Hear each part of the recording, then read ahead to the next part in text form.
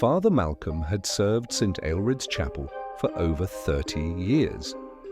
Nestled in the rolling hills of Somerset, it was a quiet, humble place. The parishioners were few and the chapel had changed little in that time. Malcolm knew every floorboard, every stain on the walls, every whisper in the wind.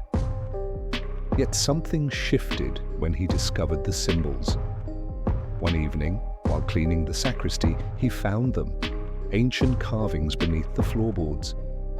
They weren't Christian symbols or even familiar occult markings. These were older, twisted, and more disturbing. They seemed burned into the wood, as if the very act of carving had been done with something dark and otherworldly. Father Malcolm, troubled, closed the floorboards and said nothing. Weeks passed, and the parishioners began to change. At first, it was small. One or two individuals speaking in tongues, mumbling words in a language Malcolm did not recognize. Then a few began sleepwalking.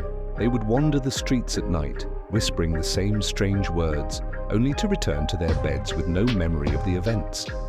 Malcolm could not explain it. Perhaps exhaustion, he thought. But the odd occurrences only deepened. It wasn't until Miss Holloway, a regular attendee, sleepwalked to the altar during Mass that Malcolm realized something was terribly wrong.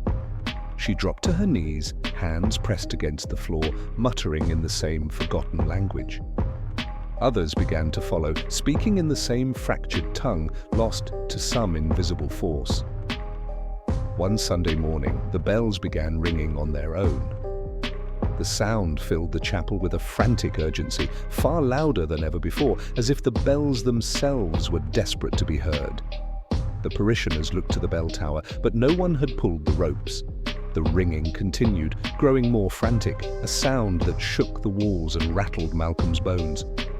He realized then the sigil beneath the floorboards had not been an accident. It was a symbol, an ancient, dark sigil that had been carved to summon something older than the chapel itself.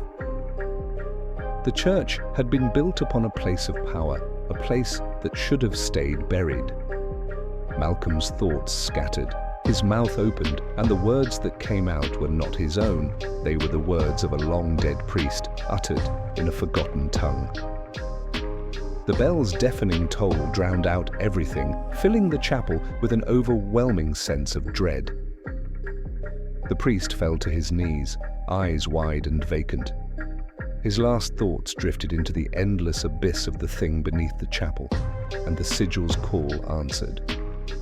By the time they found him, Malcolm's body remained kneeling at the altar. His eyes stared ahead, lifeless, the faintest trace of the forbidden language lingering on his lips. The parishioners, no longer speaking in tongues, had returned to normal. Yet a heavy stillness hung in the air. The chapel was silent, save for a faint whisper rising from beneath the floorboards. The bells no longer rang. The priest had learned too late that the chapel had never been a house of God.